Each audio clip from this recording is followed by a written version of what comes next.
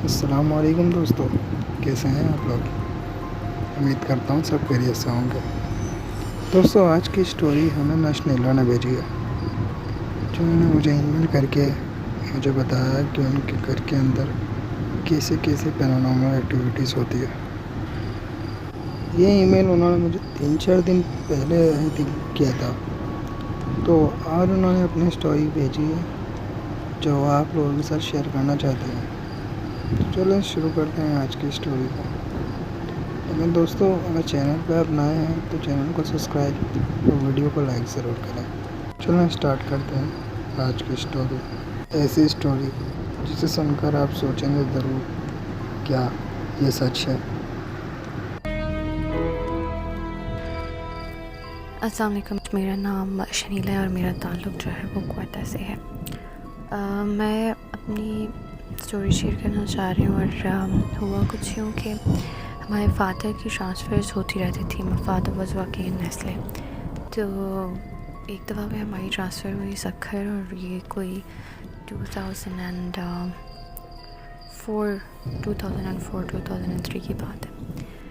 तो जिस घर में हम लोग रह रहे थे, जो घर हमने वहाँ पे लिया था सक्खर में, बेसिकली उस एरिया का नाम उस एरिया को वालिस रोड कहा जाता है।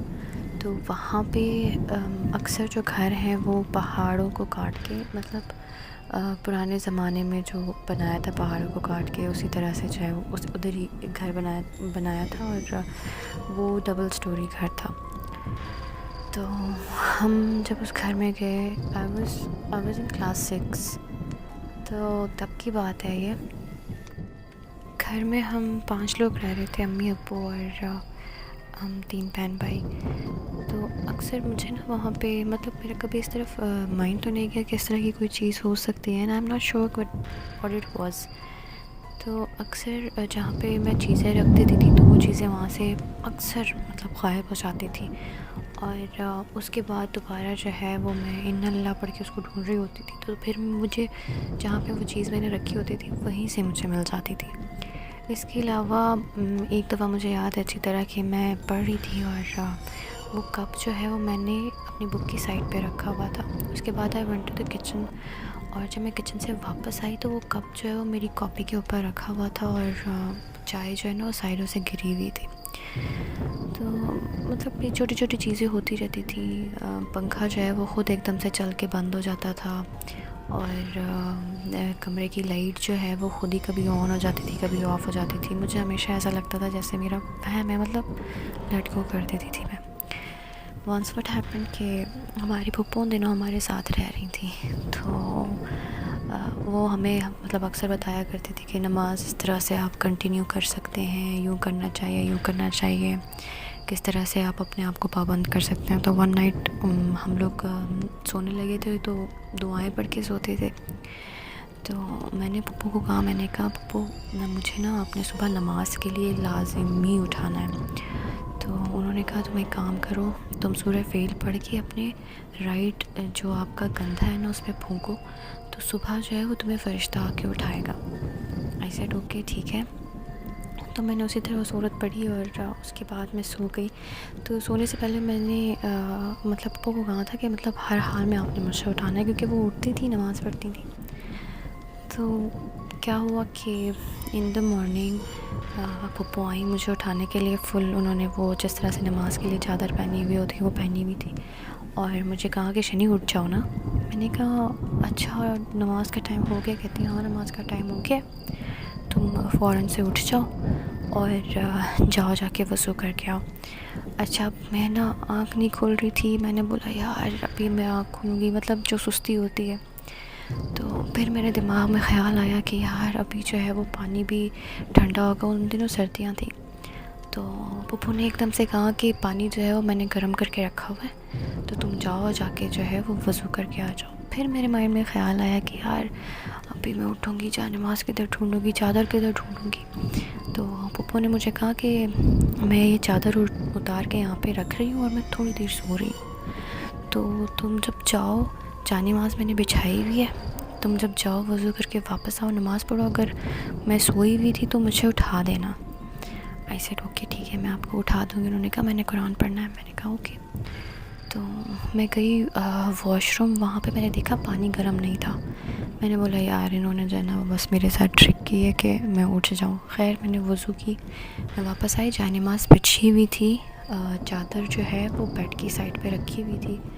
तो मैंने चादर पहनी, नमाज़ पढ़ी, बट मैं पप्पू की तरफ देख रही थी, वो इस तरह से सोई हुई थी जैसे कि वो उठी नहीं हो ना। तो फिर मैंने नमाज़ पढ़ी और उसके बाद मैं गई पप्पू के पास। मैंने कहा इन्होंने मुझे कहा था कि मुझे उठाना, मैंने कुरान पढ़ना है। तो मैंने पप्पू को उठाया, मैंने कहा उठो, नमाज के टाइम आपने कुरान पाक पढ़ना था, आपने मुझे बताया था। तो पप्पू एकदम से उठ के मुझे देख रही है और मुझे कह रही है तुम कैसे उठी? मैंने कहा यार अभी आपने आके ख़ुद ही मुझे मतलब उठाया है, ख़ुद आप मुझे उठा के गई हैं, यहाँ पे चादर पड़ी हुई है, रूम की लाइट खुली हुई है, जाए नमाज़ बिछी हुई है। कहती है नहीं मैं तो सोई हुई हूँ, मैं तो अभी तक उठी नहीं हूँ, मैंने नमाज ही नहीं पढ़ी।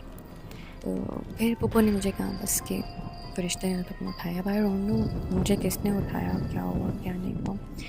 एंड एक और बार उसी घर में क्या हुआ कि मैं मदरसे गई हुई थी। अब तो यंग बहुत छोटी थी, 6 की बच्ची क्या होती है।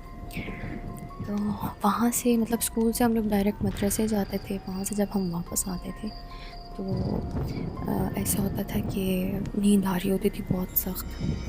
तो मैं जब वापस आई घर मदरसे से, हमारा जो घर का दरवाज़ा है उसके लॉक में कुछ प्रॉब्लम थी, हल्का सा धक्का मारते थे वो खुल जाता था लॉक।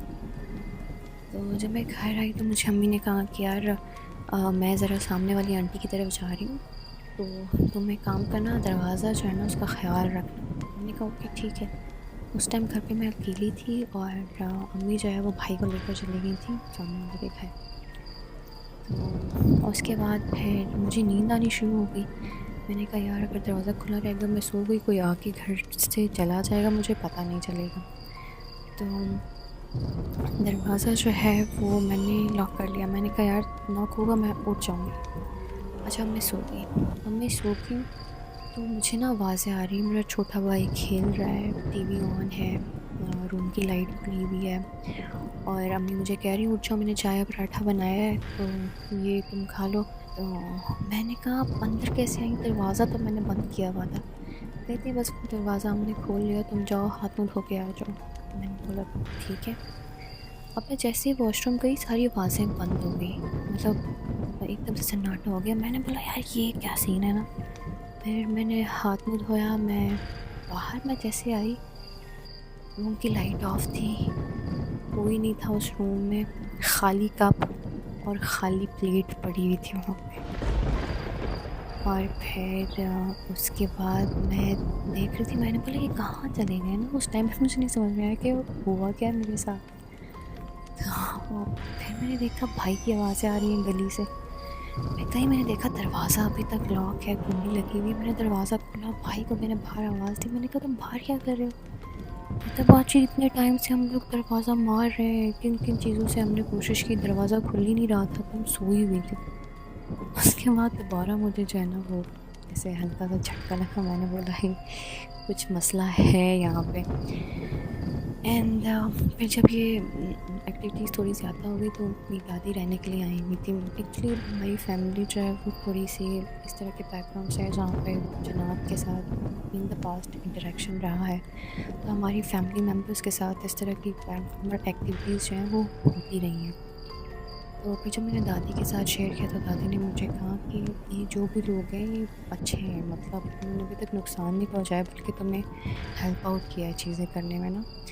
तो उसके बाद मैंने कहा क्या करना चाहिए, तो फिर उन्होंने मुझे एक वो बताया था टोटका। उन्होंने कहा कि एक खाली कप लो और सारे घर में किसी पेंसिल के साथ या किसी लकड़ी के साथ हर कोने में जो है वो इस तरह से वो लकड़ी मारो और बोलो कि मतलब पश्तो में बोलते हैं कि पेरान पेरान ऊज़ई, तो कि जिन्नात आप लोग चले जाओ ना। और सारे घर में जो है वो इस तरह से करो और वो कप ले जाके बाहर फेंक दो। आई सेड ओके, भी छोटी थी उस टाइम, तो मैंने इसी तरह से किया और उसके बाद जो है वो मैंने कप ले जाके बाहर फेंक दिया। दादी ने मुझे कहा कि अगर वो कप वहाँ पे नहीं होगा टूटा हुआ, तो इसका मतलब है जो फैमिली यहाँ पे है वो यहाँ से चली गई है, और अगर वो वहीं पर होगा तो फिर ये यहीं पर है। तो कोई घंटे बाद मैं बाहर गई और मैंने बाहर जाके देखा उस कप का एक पीस भी नहीं पड़ा था। एंड उसके बाद जो है वो एक्टिविटीज़ ख़त्म हो गई और हम शिफ्ट हो गए। That's it, that's my story.